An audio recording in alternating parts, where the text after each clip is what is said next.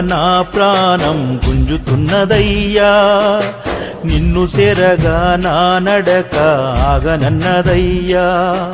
నెత్తి మీద ఇరుముడితో వేణుగూరు స్వామి దీవెనతో, చిత్తరమ్మ తల్లి కృపతో, రంగనాథ స్వామి తోడు నీడతో, ఎండనక వాననక ప్రాణాలైన లెక్క చేయక మా ఇల్లు పైలమయ్యా, మా వాళ్ళు పైలమయ్యా. నీ కొండకొచ్చి తిరిగొచ్చేదాకా నీదే భారమయ్యా.